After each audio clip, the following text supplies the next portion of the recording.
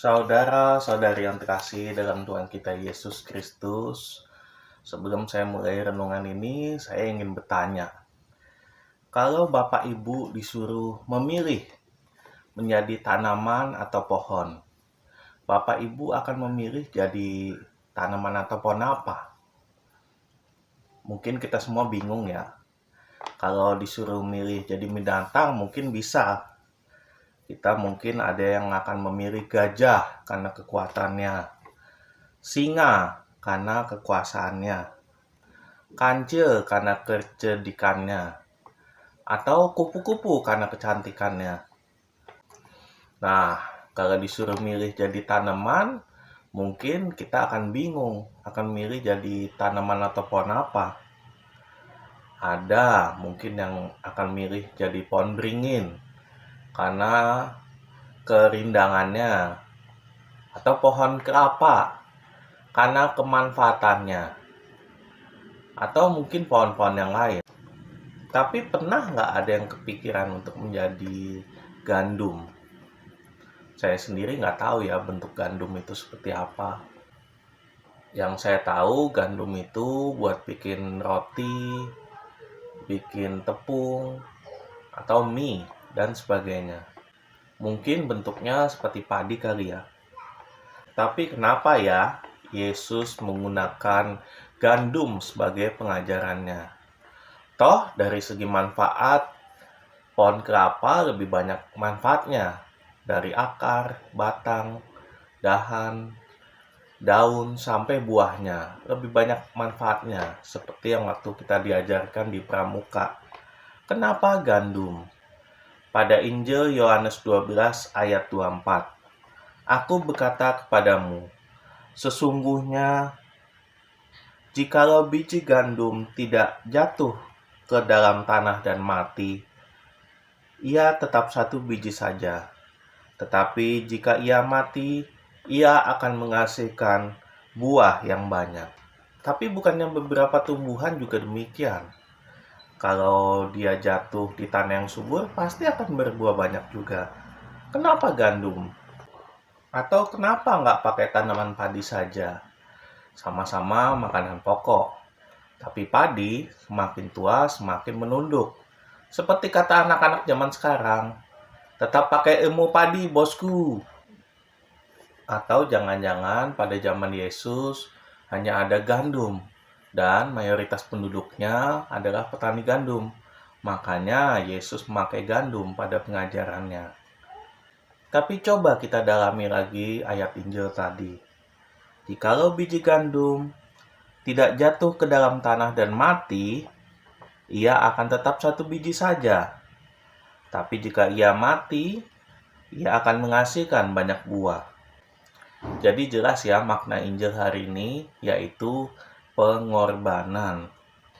Nah, sekarang siapa sih yang mau berkorban nyawa selain Yesus? Kalaupun ada, pasti cuma ada di film-film. Sedikit cerita, seminggu yang lalu, kedua anak saya sakit diare. Biasanya istirahat sehari, habis itu sembuh. Atau enggak diminumkan obat Elbio dan besoknya juga langsung sembuh. Tapi sudah 3 hari tidak sembuh-sembuh. Kata istri saya, waktu anak saya yang kecil sedang main ke tempat neneknya, dia dibikinkan susu. Habis itu saya datang menjemputnya dan susu itu dibawa dan diminum juga oleh anak saya yang pertama. Nah, waktu istri saya mencuci botol minum itu, ternyata di ujung tempat botol minum itu masih ada jamur-jamurnya karena jarang dipakai. Dan katanya itulah yang membuat anak-anak saya sakit. Dan sampai hari Senin pun mereka belum sembuh juga dan dibawa ke rumah sakit. Selama 4 hari mereka dirawat di sana dan Kamis ini baru boleh keluar dari rumah sakit. Pada saat anak saya sakit itulah saya berdoa kepada Tuhan. Tuhan, sembuhkanlah sakit anak-anakku. Biarkanlah sakit anak-anakku itu pindah ke aku saja. Jangan anak-anakku. Nah, itu namanya pengorbanan. Kita sebagai orang tua mungkin sering berdoa seperti itu. Ingin rasanya kita berkorban demi anak-anak kita. Biarlah kita saja yang sakit. Anak-anak kita biarkan tetap bahagia, ceria, sehat, dan jauh dari penyakit. Biar orang tua saja yang sakit. Kita pun selalu berharap jangan sampai anak kita meninggal mendahului kita. Kalau bisa ditukar nyawa, mending nyawa kita yang ditukar sama anak kita. Nah, itu kalau anak atau istri kita yang kita sayangi. Bagaimana dengan orang lain? Apakah kita sanggup berdoa seperti itu? Berharap nyawa mereka ditukar dengan nyawa kita.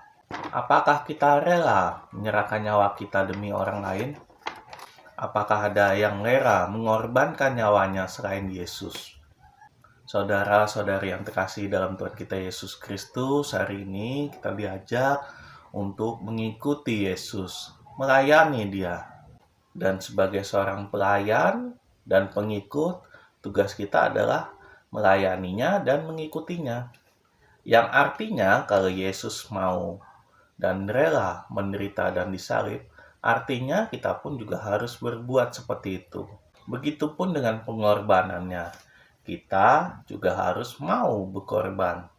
Kita juga diminta untuk tidak selalu memikirkan diri sendiri, tapi juga memikirkan orang lain.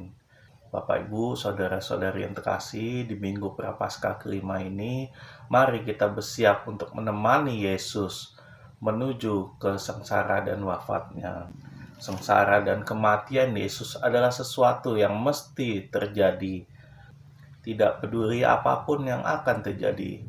Bahkan kalau kita punya mesin waktu pun untuk mengubah takdir, kematian Yesus adalah sesuatu yang harus terjadi. Kita tidak bisa mengubah takdir Yesus wafat di kayu salib. Karena hanya dengan kematiannya, dosa-dosa kita ditebusnya. Semua karena kasih-Nya yang begitu besar kepada kita. Kita hanya bisa bersyukur karena hanya dengan kematiannya, dosa kita dihapuskan dan kita diselamatkan. Maka dari itu, mari kita dengan sadar dan sepenuh hati mengikuti Dia, melayani Dia sampai mati demi kemuliaan-Nya. Marilah kita hening sejenak, marilah kita merenung.